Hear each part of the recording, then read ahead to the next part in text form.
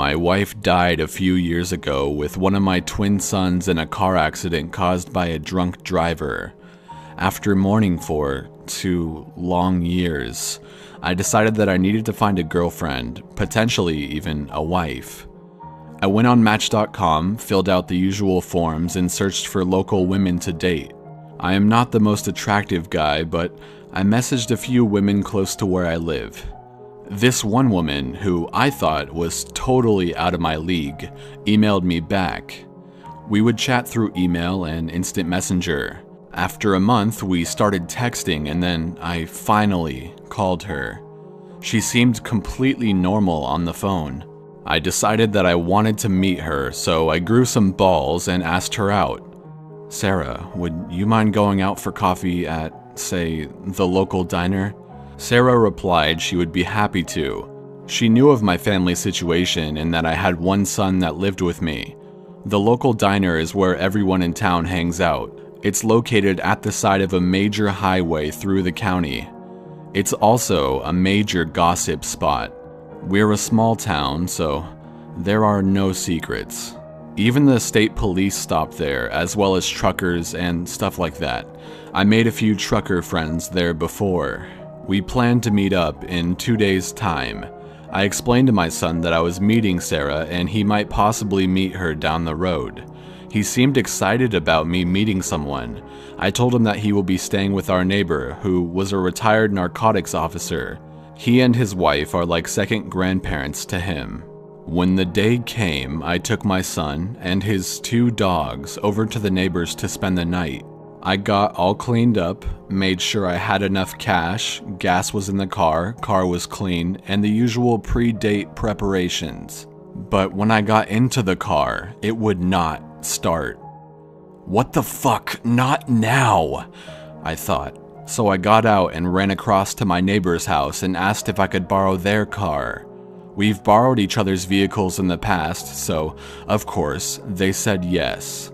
I rushed into town and barely made it to the diner with just minutes to spare. When I walked in and I looked around, I couldn't find Sarah. I was well known at this diner and everyone just stared and made comments on how I was dressed. The server, Kathy, I personally call her Kat, is a 19-year-old girl and daughter of the owner. Her uncle also works in the sheriff's department in town. Remember when I said that the diner is a gossip spot? If you want to know what's going on, you ask Kat. When times are slow at the diner, Kat gets on the internet and starts surfing for criminals and weird shit that goes on. They even have wanted posters and famous criminals on one of the walls. Somewhat of a bulletin board with local pedophiles, etc. Like I said, small town, no secrets. Kat and her family also lived down the street from me and occasionally babysat my son. She asked me if I was on some sort of hot date and I replied, yes. Apparently, my son had told Kat that I was talking to someone online. She asked me if I had a picture of my lady friend. When I showed her a picture, she just got this weird look on her face, muttered a nice comment, and then hurried and left my table to get me my drink. This was unusual because Kat chats everyone's ears off, so much that she sometimes forgets to order food or bring drinks. I got out my phone and texted Sarah, "Hey, where are you?" Sarah texted back and told me she was 10 minutes away, and I replied that I cannot wait to see her. Kat was talking to the other patrons in the diner, but seemed to constantly be glancing over at me with this look I can't even explain. As I looked around the room at everyone, they would look away. I'm pretty well known in the county, although I don't know everyone. The next thing I noticed, Kat was on the phone talking to someone and then abruptly hung up. At that moment, I got a text from Sarah saying she was 5 minutes away. Kat came with my drink and asked me again if she could see the picture of Sarah. I gladly showed her. After seeing it again, she asked me, "You know who that is, don't you?" "It's Sarah," I said. Kat replied, That's a guy dressed up as a woman." This guy likes to stalk people online and lure them in to steal their money. He got out of jail 6 months ago. I blurted out, "What the fuck?" As it turns out, this guy was a psychopath that preyed upon lonely people, just like me. He was the black sheep from a very influential family that had relatives in law enforcement, local papers, county council, the judicial system, and some school board positions in that county and surrounding ones. Psycho Sarah was charged with stalking men and women on online dating sites. He would go into their homes, tie them up, and then rob them. His victims were 2 older women and 1 widower, just like me.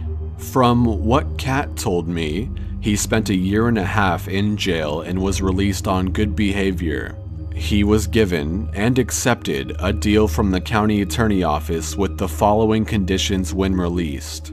1. Do not use dating sites. 2. Mandated counseling to control his impulses. 3. To wear a monitoring device so he could not go back to his victims' homes. 4. Not to contact any of the victims. 5. He would be on probation for 4 years. Kat told me that she contacted the police because this guy wasn't supposed to go on online dating sites. She also said that the police asked for me to act natural until they get there. I thought, how in the fucking hell am I going to act natural when a guy who is dressed up like and sounds like a woman was hitting on me, telling me I was good looking, sounded nice, and wanted to meet my son? I was fucking furious at this point, and when I received a text from Sarah stating she was parking, I wanted to go outside and kill the bastard. Kat noticed the text and said that one of the truckers told her he would protect me. The next moments were the worst of my life. The door to the diner opened and the woman from Match.com appeared. A dead silence came over the diner. I waved half-heartedly at her, although I was madder than hell. Kat, very calm and collected, went over and asked if she wanted a menu.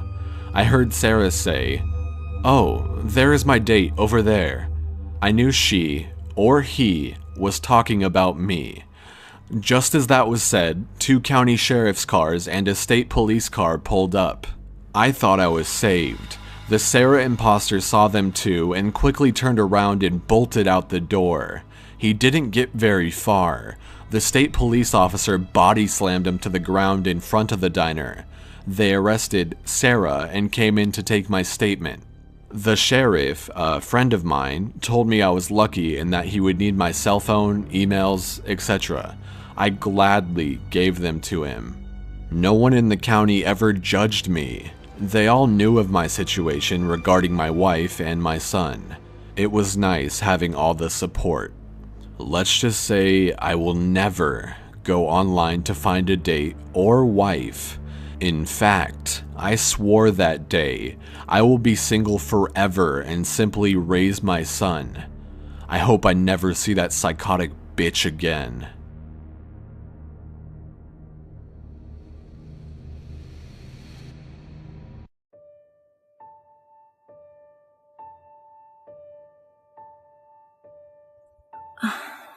I really hope nobody judges me for some of the stupid mistakes I made that lead to my horror story. I've never told anyone about this, so here it goes. So, I need to give a little background to try to explain my behavior in this story. When I was 16 and a virgin, I was raped by my first boyfriend. This caused kind of the opposite reaction that you would expect in my dating life. Instead of being afraid of men and sex, I was more willing to be with men and more free with sex because in my mind, if I gave it out willingly, then at least it was my choice. And if I was more willing, then I could never be raped again. But this experience snapped me out of that mentality. I was 21 when this happened. I had been using Plenty of Fish for a little while to date and, hook up with a few guys. I had been texting this new guy for a couple of days. Let's call him Mike. Mike was a 22-year-old that looked very athletic, in the photos at least. Over the weekend, Mike kept texting me about how he really wanted to come over to my place to meet me. so that we could talk and cuddle or something like that. But I was a little unsure since both of my roommates had gone home for the weekend. Eventually, I just said screw it and gave him my apartment address, telling myself, what's the worst that could happen? In only about 20 minutes, he texted me that he was here. Since the buzzer to let people in was broken in my old apartment, I walked down the stairs and into the lobby to let him in. I only saw one guy standing on the other side of the glass, and he did not look like the Mike in the photos. This man looked like he was in his late 30s, and it looked like he hadn't been to the gym in years. I didn't know what to do, but I didn't want to be rude. Mike could clearly see me on the other side of the glass, so I hesitantly opened the door for him. Oddly, he was quiet the whole time, so I asked, "Mike?" He nodded, and we quietly walked back to my apartment. I felt beyond awkward the whole time. When we got to my apartment, I tried to talk a bit more to fill the silence, but he never said a whole lot. I had noticed that he seemed to have a cold, so I quietly hoped that meant that he wouldn't try to make a move or anything to avoid getting me sick too. We picked a movie to start to watch, and I sat as far away from him as I could on the couch.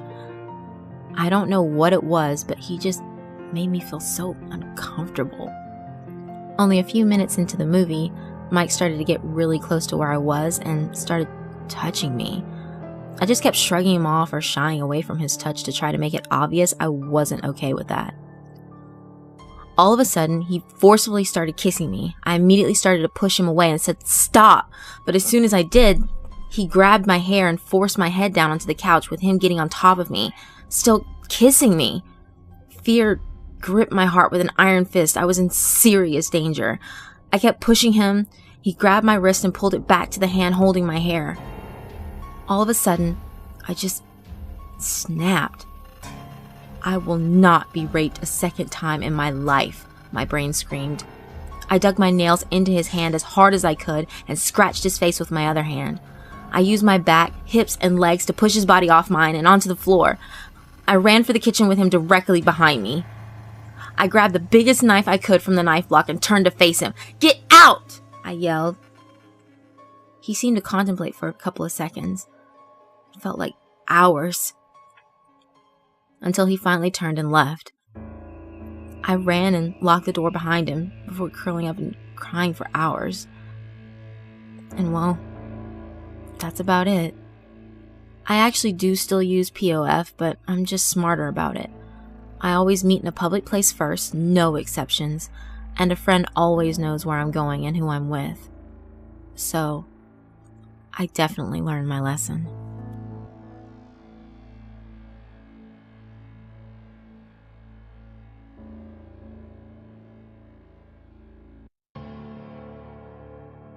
This next story is told in the perspective of a female. The following happened to me when I was about 17. I was newly single after a very toxic 2-year-long relationship.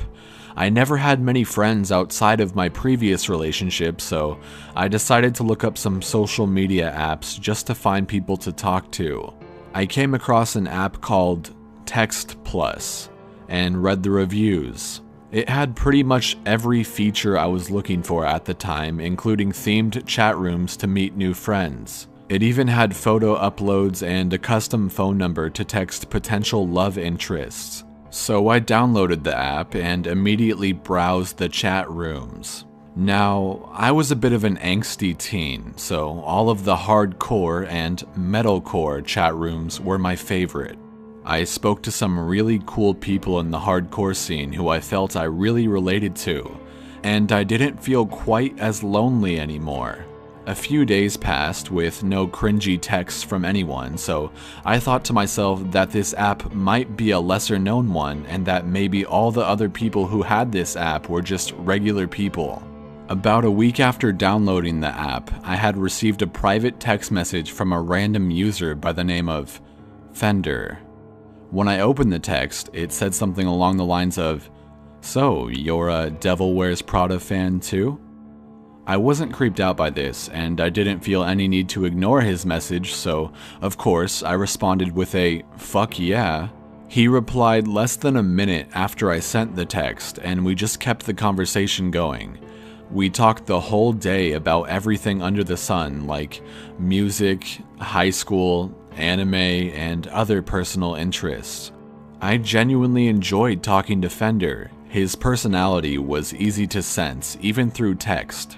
The way he worded his sentences made him seem as if he had an abrasively sarcastic personality, which, oddly, meshed with my shy, polite texting style. As the week progressed, we still spoke every day, but our conversations started becoming more personal. He'd ask me if I ever had sex and if I liked it. I'd tell him that I was too uncomfortable to talk about those things. He'd immediately respond with, "I'm so sorry, I don't want to make you feel uncomfortable." And then he'd change the subject. But as time progressed, he'd always try to bring sex into the conversation again, even though I'd always turn him down. I honestly don't remember how long we kept in contact, but it must have been at least 3 months. I can't believe I was speaking to a guy I didn't know anything about for 3 months. I know, I was fucking stupid. After a while, we'd swap random selfies back and forth making goofy faces, but the pictures he'd send me were always heavily pixelated and looked like they had been processed multiple times because of the horrible quality. But once again, I ignored the red flags. One day, he asked me to send him a quick video just because he wanted to hear my voice, he said. I should have been creeped out, but instead I felt a sense of flattery. He asked for a photo, I'd send him a photo. He asked for a video, I'd send him a video. I even told him which city and state I lived in. I thought, as long as he didn't know my address, I'd be perfectly safe. Fast forward to about 3 months into our communication. One night, I woke up at about 4 a.m. to my phone buzzing like crazy. I had at least 30 unread text plus notifications from Fender. They were the type of messages I had never expected from him. They said things like, "I can't hold it in any longer. I want to make you mine. Please answer my messages. I love you and I want to see you. I'm gonna get a plane ticket and I'm going to find you and finally hold you in my arms. I feel sick. Please text me back. Are you excited to see me?" I was fucking terrified. It's one thing to imagine you're talking to a rational person, but it's a totally different story when that person starts texting you like a desperate maniac, especially out of literally nowhere. I didn't even get to read all 30 of his texts before I deactivated my account and deleted that fucking app. 2 years after this whole incident, I was browsing YouTube with a friend of mine on her laptop. She suggested we search our names to see what video results come up. I mean, I think all of us have done that. I agreed and typed my first, middle, and last name into the YouTube search bar. The first result was a video of an awkward red-haired me from 2 years ago. The title of the video, "Please help me find this girl," with my full name in brackets. My face went pale as my friend said, "What's that?" I reluctantly scanned my eyes across the screen to where the uploader's name was, and I saw it. Fender. My heart exploded in a panic and I slammed the laptop closed.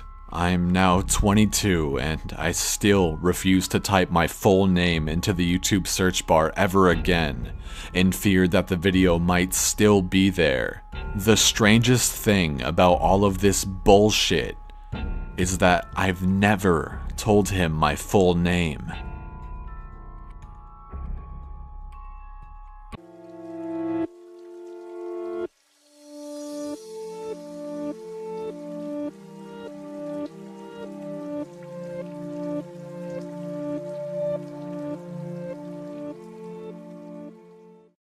Hey everyone, I hope you enjoyed the video. If you're not subbed to me, do it!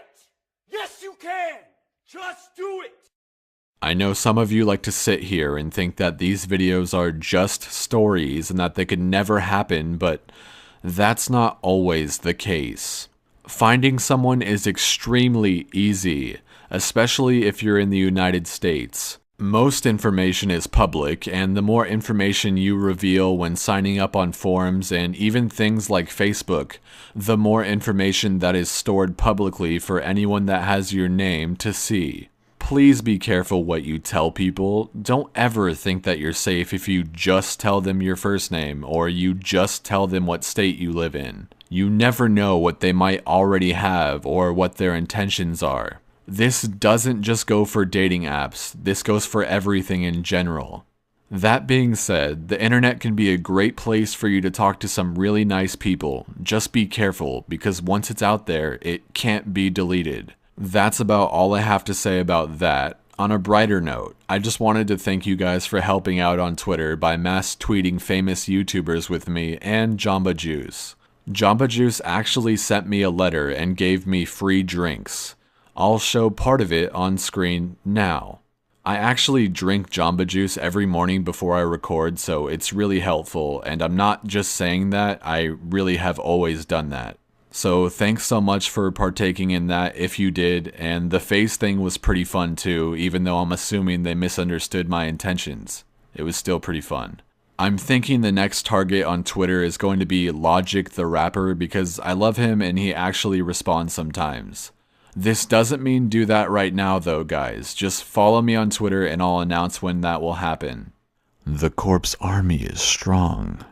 Anyways, like I said, I hope you enjoyed the video and please stay safe.